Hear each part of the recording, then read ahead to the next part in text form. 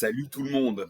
Avec l'arrivée de l'été, on va parler du soleil et je vais aborder 5 points particuliers pour savoir déjà comment s'exposer, comment se protéger, les intérêts de s'exposer au soleil, les méfaits. En fait, bref, on va parler de tout ça. C'est parti.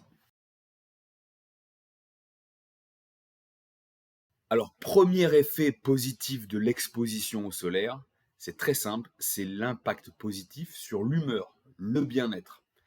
Alors déjà, si vous regardez autour de vous, si vous vivez dans une zone ensoleillée, la plupart des gens ont tendance à être sourire ou avoir le sourire ou avoir la communication plus facile. Ça va être des gens en général plus ouvertes et ça influence sur l'humeur, la relation sociale. Donc ça, déjà, c'est un premier facteur positif. Et puis vous-même, regardez comment vous vous comportez avec l'arrivée des beaux jours. Super, quoi. On est content, il fait beau, ça donne envie de sortir.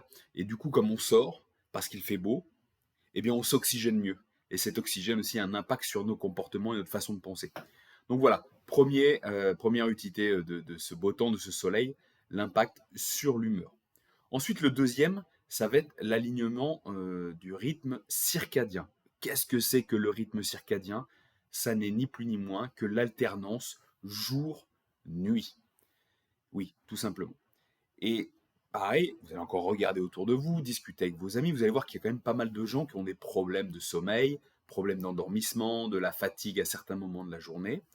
Très souvent, c'est parce que, avec la société dans laquelle on vit, avec l'électricité qui nous offre de la lumière en permanence, les écrans en permanence, on déconnecte notre cerveau avec la réalité du terrain, j'ai envie de dire, avec la nature. Euh, le rythme circadien et l'intérêt du soleil là-dedans, ça va être de laisser passer cette lumière solaire à travers les yeux, puisque ça va être les yeux sont une porte d'entrée vers le cerveau. Et donc cette exposition solaire au niveau oculaire va réaligner votre cerveau quand on s'expose à certains moments de la journée pour réaligner avec le rythme jour-nuit. Et ça peut avoir un impact sur la qualité de votre sommeil, de votre endormissement et sur plein de facteurs hormonaux. Donc l'idéal, c'est on profite de printemps, été, le matin, quand on se lève, eh bien, on va s'exposer au soleil. Alors, je ne vous dis pas de vous cramer la rétine en regardant directement le soleil dans les yeux. Non, c'est de laisser rentrer cette lumière solaire réelle, pas derrière une vitre, parce que les vitres, ça annule cet effet. Ça annule en grande partie. Et donc, allez dehors, regardez ce soleil, dès le matin, dès le réveil. C'est quelque chose qui peut vraiment stimuler votre production hormonale, votre production de neurotransmetteurs. Et donc, en les stimulant, ça va réguler sur l'ensemble de la journée. Voilà. Donc ça, c'est l'alignement des rythmes circadiens. C'était le deuxième point. Ensuite, on va parler de la peau. Parce que forcément, soleil, qui dit soleil, dit exposition solaire, dit l'été, les vacances, le bronzage, mais aussi les coups de soleil. Avant toute chose, je tiens à préciser que je ne suis pas médecin, je suis naturopathe, conseiller en nutrition, donc il ne faut pas prendre mes conseils comme des conseils médicaux. Chacun est responsable de sa vie. Voilà, à vous de prendre les choses en main. Cependant, je suis là pour vous donner des conseils sur mes retours d'expérience, l'accompagnement de mes clients et aussi sur ce qu'on peut voir au niveau scientifique. Il ne faut pas oublier que dans l'évolution, dans l'histoire même de la médecine, on se servait du soleil pour guérir ou aider à la guérison de certains problèmes de peau par une exposition solaire. Quels problèmes de peau? En général, c'était les vitiligo, le psoriasis, l'eczéma, donc vous avez compris, des maladies de peau. Et quel était le principe? Eh bien, les UV, donc les ultraviolets, ont un certain effet anti-inflammatoire. Alors, vous dire quoi? Anti-inflammatoire, le soleil. Oui, mais à certaines doses. C'est comme tout, c'est la dose qui fait le poison. Une légère exposition quand on a ce type de pathologie cutanée, une exposition solaire directe, peut avoir des effets positifs au niveau cutané. Voilà. Mais comme je vous l'ai dit, et pour tout ce qui sera dit après, c'est la dose qui fait le poison et la dose doit être individualisée. C'est à vous de doser ça. D'accord? Je ne suis pas à votre place. On n'a pas la même expérience, on n'a pas la même génétique. Mais donc, il faut prendre en compte que ce soleil a été utilisé pendant des années pour guérir des maladies de peau, ou pour aider à accompagner ces maladies de peau. Avant toute chose, la peau, l'exposition solaire, bronzage, c'est une réaction naturelle d'exposition de la peau au soleil, et la mélanine, c'est ce qui donne cette couleur bronzée. Vous voyez, je suis assez bronzé, d'ailleurs j'ai mis quelque chose de blanc pour faire ressortir le bronzage. J'habite actuellement en Espagne, et donc je m'expose régulièrement au soleil. Ça fait du bronzage. La peau,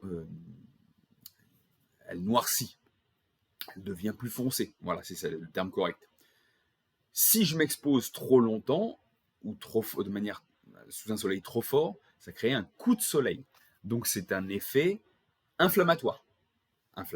Il y a une oxydation de la peau, donc c'est une dose trop importante d'ultraviolet qui ne va pas pouvoir être compensée par ma capacité antioxydante, donc ma capacité de lutte vis-à-vis de ça. Donc le soleil va avoir un effet oxydant sur nous, et on n'a pas assez de capacité antioxydante puisque la dose est trop forte ou trop allongée, trop exposée, trop de temps exposée. Donc voilà, il y a cette notion d'oxydation liée à l'exposition solaire, et aussi, qui dit oxydation dit vieillissement accéléré, puisque les cellules sont agressées, elles se dégradent, et on n'a pas la capacité de les régénérer aussi vite qu'elles sont agressées. Voilà, ça c'est à prendre en compte. Le conseil, en fonction de qui on est, parce qu'il y a des gens qui vont diront bah moi je m'expose 5 minutes et j'ai un coup de soleil, ou je suis allergique au soleil. Je ne pense pas qu'on soit vraiment allergique au soleil, puisque dans le cadre de l'évolution de l'espèce humaine, il ne me semble pas qu'on soit venu sur Terre avec des crèmes indice 50 ou des peaux de bison pour se protéger du soleil en permanence. Mais bref, il faut commencer doucement. Si vous êtes du genre à prendre des coups de soleil très rapidement, chronométrez, ayez une notion du temps qu'il faut à votre corps pour générer ce coup de soleil, et donc du coup divisez par deux ce temps, et commencez par vous exposer à une dose très faible. Même si vous aviez envie de vous exposer 1 heure au soleil, parce que c'est cool, on est dehors, on est avec les potes, on joue sur la plage, ou bien on est dans le gazon, tranquille, on se relaxe. Non, si on veut éviter une accélération du vieillissement cutané, ce qui sur le long terme peut entraîner des cancers de la peau, des mélanomes, hein, ça voilà, on peut noircir le tableau. Mais si on veut prévenir ça, c'est d'avoir une exposition progressive, très progressive. Personnellement, maintenant, je peux m'exposer sous un soleil de midi à 14h, donc vous voyez là où c'est le plus fort dans la journée, je peux m'y exposer pendant 1 heure. 1 heure sans avoir de coup de soleil. Je ne vous dis pas que j'aurai pas d'autres effets secondaires, on en parlera après, mais je peux m'exposer, j'aurai pas d'effet néfaste d'un point de vue cutané. Dans tous les cas, immédiatement, j'aurai pas de coup de soleil. Mais pour arriver à cette heure, j'ai commencé par 10 minutes. Puis quand ma peau, je voyais qu'elle réagissait bien, qu'elle ne prenait pas de coup de soleil, ben je m'exposais un quart d'heure, 20 minutes, 30 minutes. Et tout ça, jour après jour ou semaine après semaine, très progressivement. On a envie de s'exposer plus, eh bien, si on a dépassé notre temps autorisé, j'ai envie de dire, il va falloir se protéger. Et la question c'est, quelle protection, quelle crème faut-il choisir? Déjà, j'ai envie de vous dire, on va penser avant les crèmes. Déjà, c'est ne pas s'exposer au soleil. Avant de se protéger, c'est ne pas s'exposer, ne plus s'exposer. Donc se mettre à l'ombre, parasol, casquette, ou tout simplement des vêtements. Les vêtements, maintenant, ils vous font des vêtements anti-UV. Vêtements anti-UV, ce sont en fait des vêtements dont la fibre est traitée avec des minéraux dont on se sert en fait dans les crèmes solaires. C'est comme si en fait votre vêtement anti-UV était badigeonné de crème solaire, et ça empêchait certains UV de venir agresser la peau. Parce que vous avez des vêtements, les UV passent à travers, en fonction de la maille, en fonction de la matière. Voilà. Donc, quand on veut, parce qu'il y a beaucoup de personnes qui veulent éviter d'utiliser la crème solaire, sachez que les vêtements à traitement anti-UV, eh bien, en fait, vous aurez quand même ce contact avec les mêmes produits des crèmes solaires contre la peau. Pourquoi je parle d'éventuels problèmes avec les crèmes solaires ou les traitements de vêtements anti-UV? C'est parce que, qu'on le veuille ou non, il y aura un transfert des éléments qui sont dans la crème à travers la peau. Vous savez très bien que la peau, c'est pas imperméable, hein. Quand on dit il y a les pores de la peau, c'est parce que c'est poreux, ça passe à travers. Imaginez-vous bien, quand vous avez une douleur et que vous mettez de la crème anti-inflammatoire, c'est parce que la crème, elle va passer à travers la peau. Et donc les molécules vont passer dans le corps, dans l'organisme. Le problème, c'est que maintenant, c'est reconnu que la plupart de ces crèmes, la majeure partie des crèmes, contiennent des perturbateurs endocriniens. Donc ça va perturber le système hormonal. Ça peut avoir des impacts sur la fertilité, sur l'apparition de cancer sur le long terme, mais tout ça, quand il y a une utilisation très fréquente ou à très forte dose du produit.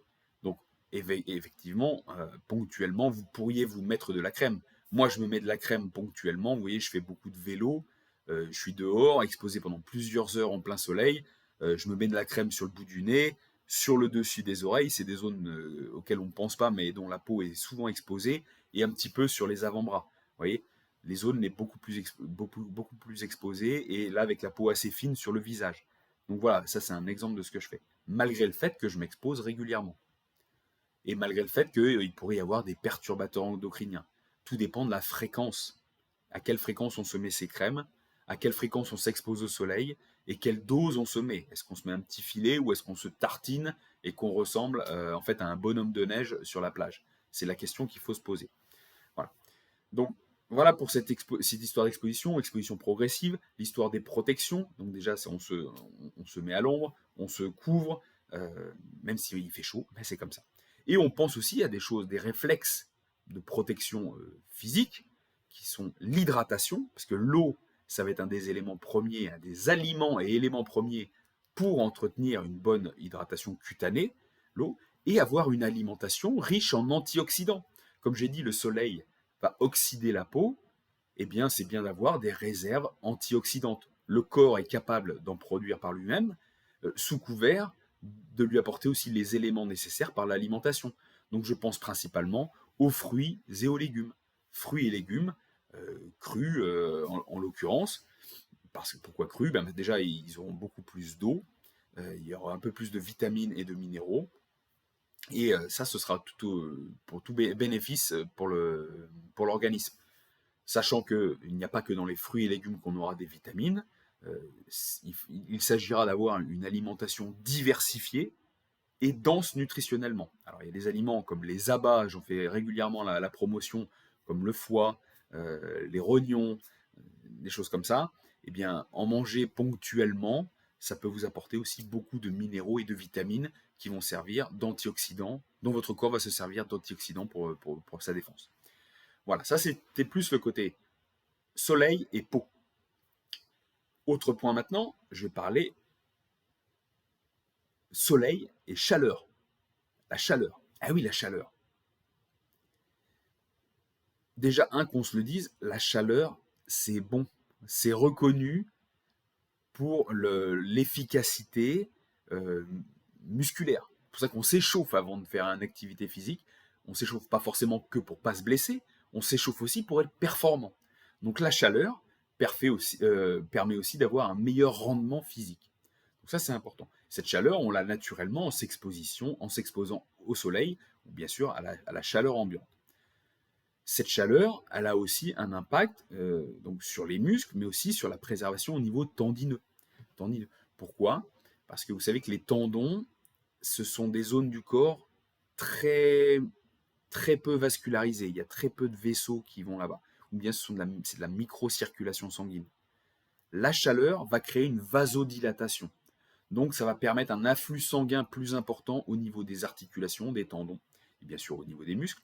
Et donc comme il y aura un meilleur débit sanguin, meilleur afflux sanguin, le sang transporte des vitamines, de l'oxygène, des minéraux, et permet aussi d'éliminer les déchets. Eh bien voilà, on va créer un environnement propice au bon fonctionnement musculo-tendineux, j'ai envie de dire. On sait aussi que la chaleur, c'est bon en récupération après l'entraînement. Il y a pas mal d'études scientifiques qui montrent que par exemple le sauna, alors là on ne parle pas de sauna, mais que le sauna, juste après l'entraînement, permet aussi une augmentation encore des niveaux de testostérone par exemple, mais aussi peut améliorer la récupération au niveau musculaire. Donc ça c'est pour le côté chaleur, parce qu'on sait qu'en s'exposant au soleil, notre chaleur interne, température corporelle, va augmenter. Mais jusqu'à quel point c'est bon? Eh bien, c'est comme pour la peau. Ça va dépendre de qui on est. L'exposition à ce soleil qui va générer une chaleur interne peut, vous êtes certainement rendu compte à un moment donné, de devenir inconfortable. Très inconfortable. D'ailleurs, à l'extrême, il y a des personnes qui font des coups de chaleur, qui peuvent décéder de ces coups de chaleur. D'accord? Le tout, ça va être d'identifier à quel moment on va rencontrer cet effet secondaire, vraiment, on va sentir une lourdeur, une fatigue.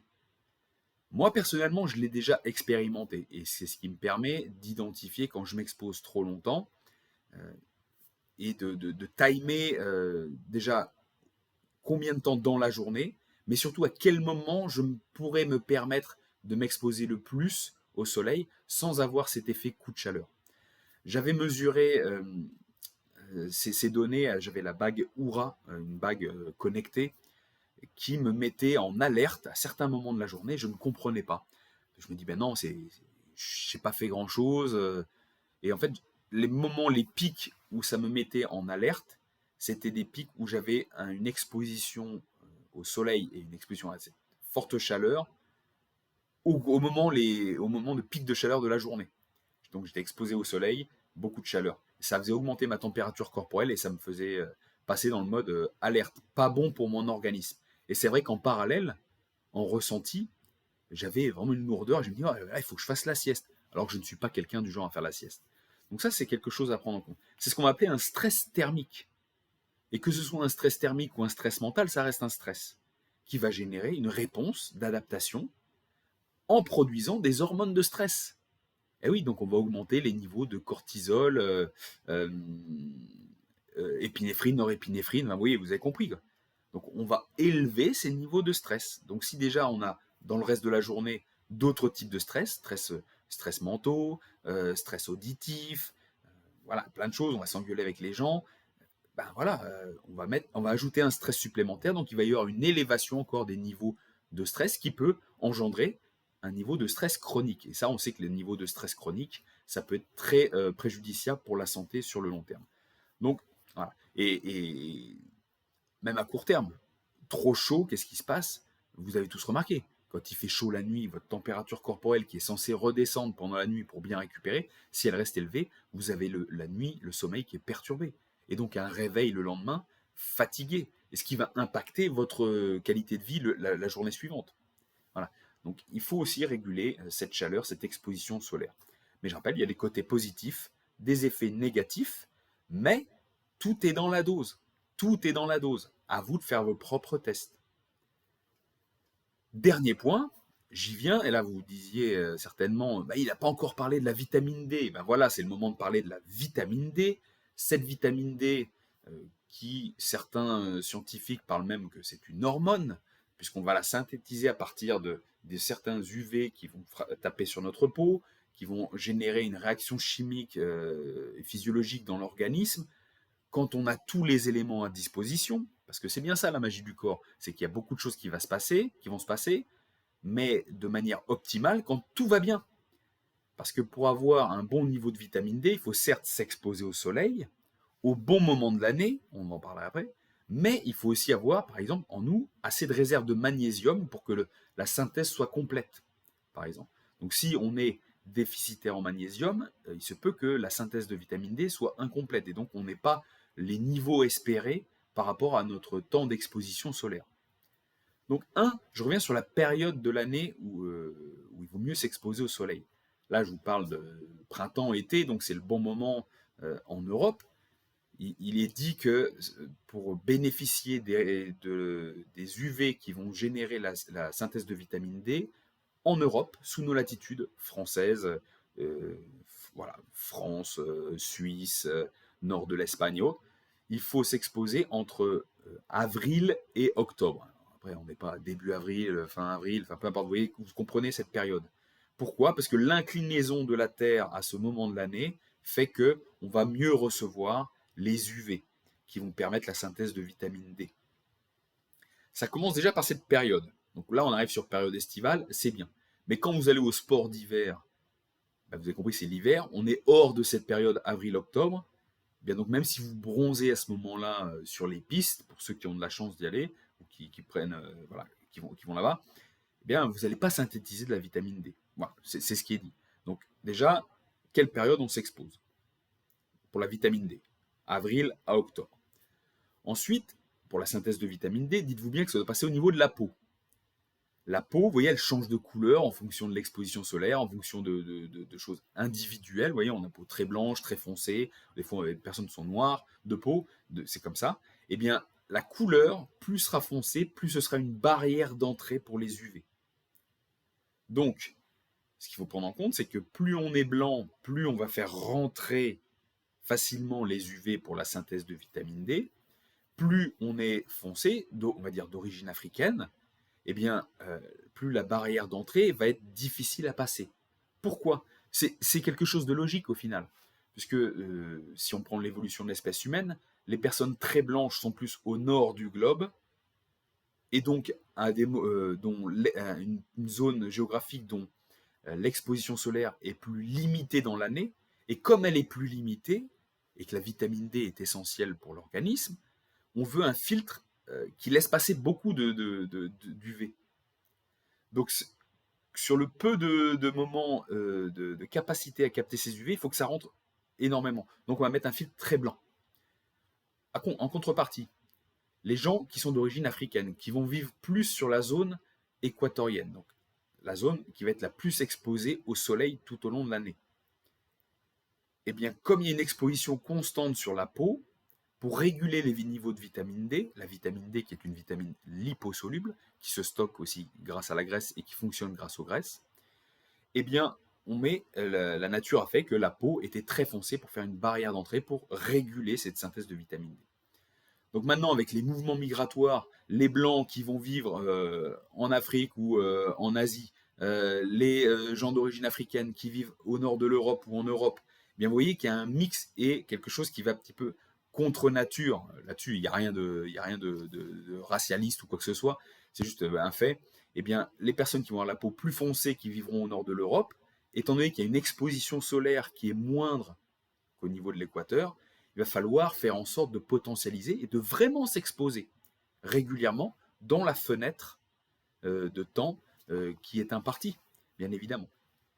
Et à contrepartie, les blancs, hein, les faces de craie, comme on dit chez nous, eh bien, qui vont se mettre dans des zones très ensoleillées, vont devoir, eux, faire très attention sur leur exposition solaire.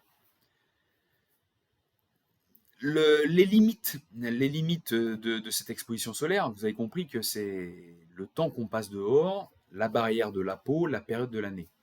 Et si on prend nos modes de vie occidentaux, ben, ça fait qu'on travaille aussi beaucoup en intérieur. On s'entraîne dans des salles de sport qui sont fermées, on s'entraîne dans des dojos et c'est fermé. Et au final, si on analyse nos modes de vie, on passe, pour la plupart d'entre nous, très peu de temps en extérieur. Et en extérieur quand il fait du soleil. Et même si c'est l'été, que vous avez l'impression de voir le soleil en sortant du bureau, mais que vous êtes avec votre pantalon et votre chemise, en fait, il n'y aura que votre visage qui va bénéficier de ce soleil. Et l'exposition sera peut-être même de très courte durée. Ce qui ne permettra pas la bonne synthèse de vitamine D. Enfin, pas dans tous les cas dans les proportions attendues par votre corps pour que votre corps fonctionne de manière optimale. Donc là, si vous analysez que vous passez en fait très peu de temps dehors à vous exposer au soleil, une bonne partie du corps, au bon moment de l'année, avec la bonne teinte de peau, sans vous mettre de crème, parce que la crème, ça va bloquer ces UV et ça va bloquer cette synthèse de vitamine D, là, il faut commencer à vous poser les questions. La solution, ce sera la complémentation. Se complémenter en vitamine D3. Voilà, parce qu'il y a d'autres types de vitamine D, mais vous allez viser la vitamine D3 déjà. Je ne vais pas faire de pub, je ne suis pas là, je suis pas sponsorisé par qui que ce soit. Ce sont des gouttes, voilà, très simplement, et vous voyez le dosage, vous suivez le dosage. D'ailleurs, en France, on est assez précautionneux sur le dosage, donc on peut quand même augmenter les doses, il n'y aura pas forcément de problème, mais demandez à votre médecin avant toute chose. Et moi-même qui m'expose régulièrement au soleil, je vais prendre des compléments de vitamine D aux périodes de l'année pendant lesquelles je n'ai pas l'opportunité d'être sous le soleil qui va me permettre de synthétiser de la vitamine D. Voilà. Donc, la complémentation, ça va être indispensable. Ça va être indispensable. Voilà. J'ai parlé aussi du magnésium, le magnésium qui est important pour la synthèse de la vitamine D. Et sachant que, avec des études qui durent depuis des années, on nous montre qu'en Europe, il y a 3/4 de la population qui est déficitaire, voire carencée en magnésium, je pense que vous aurez tout intérêt à vous complémenter également en magnésium pour assurer une bonne synthèse de vitamine D.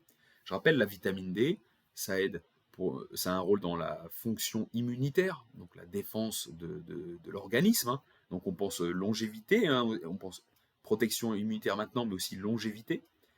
Ça aide à la fixation du calcium sur les os, donc la solidité de vos os, très important encore plus chez les femmes qui arrivent en préménopause et les femmes ménopausées qui vont être sujets à l'ostéoporose, mais aussi chez les gens qui font peu d'activité physique, dont il est prouvé que en faisant peu d'activité physique, on perd en densité osseuse. Donc si on veut maintenir cette densité osseuse, il faut bien sûr s'exercer, c'est sûr, aller prendre des haltères, des poids, aller courir, sauter, enfin bref, voilà. Mais aussi prenez de la vitamine D. Et bien sûr, exposez-vous l'été. Voilà ce que je pourrais vous dire sur le soleil, la peau, la chaleur, la vitamine D, le rythme circadien et l'humeur. Voici tout ce que je pouvais vous dire. Si ça vous a plu, mettez un like, partagez avec quelqu'un à qui cette vidéo pourrait servir. Si j'ai oublié quelque chose, dites-le en commentaire, bien évidemment. Et si vous avez des questions ou si vous voulez que je parle sur un autre sujet dans une prochaine vidéo, n'hésitez pas à me le dire, ça se passe en dessous. Je vous dis à la prochaine. Merci pour ceux qui sont encore là et à la prochaine.